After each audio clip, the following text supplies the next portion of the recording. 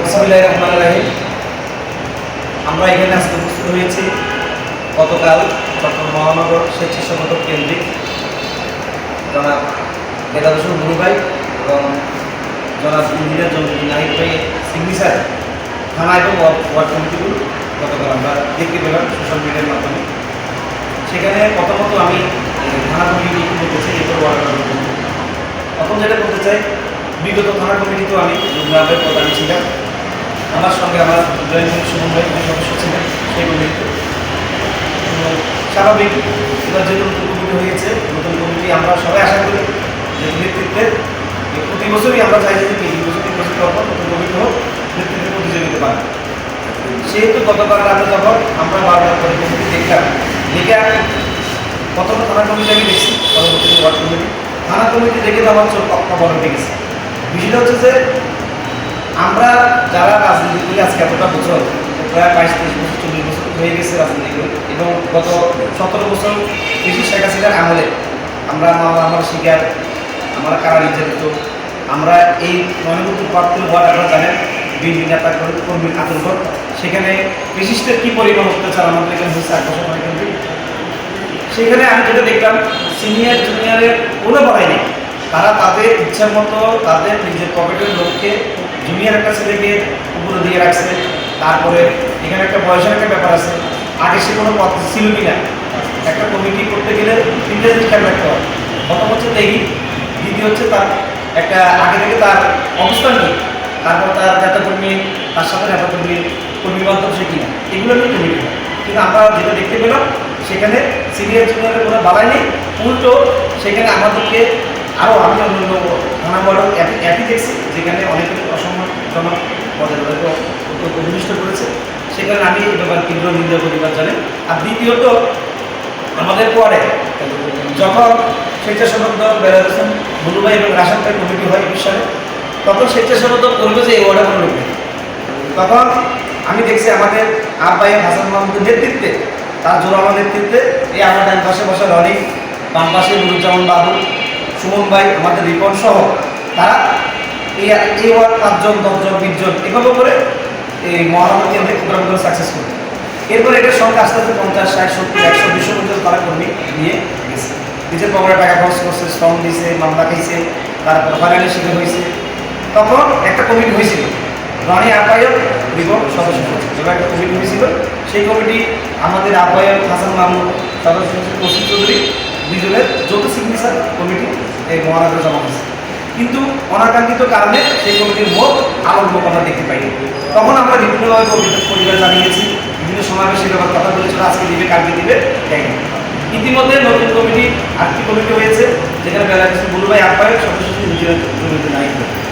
যখন আমরা পনেরো একটা সমাবেশ হয়েছিল, সেখানে প্রস্তুতি সভায় আমি বক্তব্য রাখছিলাম, আরও অনেকে বক্তব্য রাখছে যে টেকনিককে মূল্যায়ন করা হবে সমাবেশের পরপর কমিটি। আমরা এটা জানি যে রনি এবং রিপন কমিটি আসবে, নুরুজ্জামান বাবু সহ আমরা। কিন্তু একটা জিনিস খেয়াল করলাম, গতকাল যখন থানা কমিটি দেখার পরে এখানে মাথা গরম হয়েছে, ওয়ার্ড কমিটি দেখে তো আরও দিশা কিরে ভাই, স্বেচ্ছাসেবক দল করলো কারা, কমিটিতে আসলো কারা।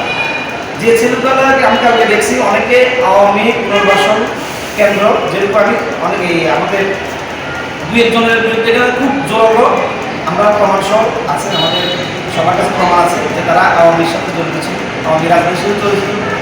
আমার কিছুদিন আগে আমি ঢাকা এই দক্ষিণের সম্ভবত উনি আহ্বায়ক আমাদের আমিনুল ভাই, উনি বলছে আওয়ামী লীগের সাথে যদি কারো একটি ছবি থাকে, ওই কর্মীকে কোনো পদ দেওয়া যাবে।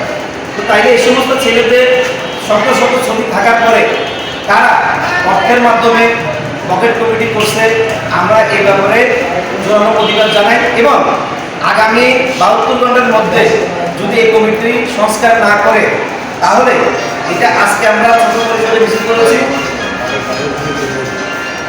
তারেক রহমানের নির্দেশনা হচ্ছে যে কি কোনোভাবে কোনো আওয়ামী লীগ, কোনো অনুপ্রবেশকারী দলের কোনো পদ পাবে না। এটা যদি তারেক রহমানের নির্দেশনা আপনারা না মানেন, তাহলে আমরা এসব প্রমাণ নিয়ে যদি কেন্দ্রে যেতে হয়, আমরা কেন্দ্রে যাব, সেখানে গিয়ে আমরা প্রমাণ সহ আপনাদের পরিষ্কার দিয়ে আসবো। সেজন্য বলছি, ভালোভাবে আপনারা এখনো সময় আছে সংস্কার করেন। আর যদি না করেন, আমরা আজকে ছোটখাটোভাবে মিছিল করেছি, ভবিষ্যতের জন্য আপনারা তৈরি হন।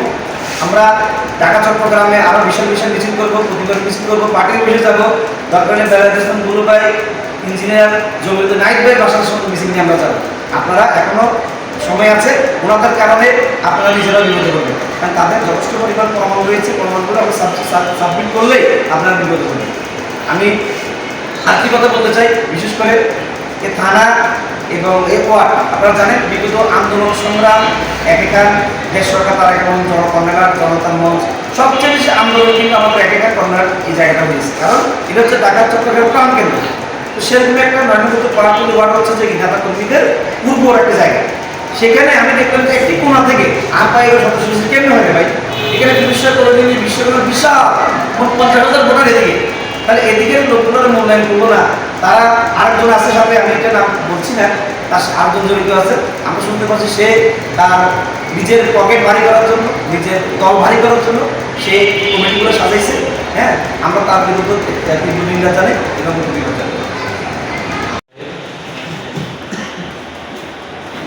এরকম এই হাস্যকর কমিটি আমরা মানি না, সেই কারণে সেটার প্রতিবাদে আমি এই আজকে পদত্যাগ করছি, অলরেডি পদত্যাগ করছি। তো আগামীকাল কমিশনের মাধ্যমে আমি চেষ্টা করব আমাদের জনগণের যে আমাদের কাছে পাঠিয়ে দিব। আর আজকে থেকে আমি এখানে পদত্যাগ করলাম, কারণ যেহেতু তৃণমূলের আমরা তাদের সাথে রাজনীতি করছি, আমাদের বাইরে তারা এই কমিটিতে আসে নাই, তারা এতদিন এত কষ্ট করলো, টাকা পয়সা নষ্ট করলো, জেলখানায় তারা গ্রেপ্তার হয়েছে, নির্যাতিত হয়েছে, কারা নির্যাতিত ছিল, তাদের মতো মানুষ এখানে আসে নাই। আমরা এসে গেলে কার সাথে কাজ করি। তো সেই কারণে আমি এখানে থেকে আমি বিভিন্নভাবে কাজ করতেছিলাম, বিগত কমিটি ছিলাম, গতকাল ঘোষিত যে কমিটি, সে কমিটি থেকে স্বেচ্ছায়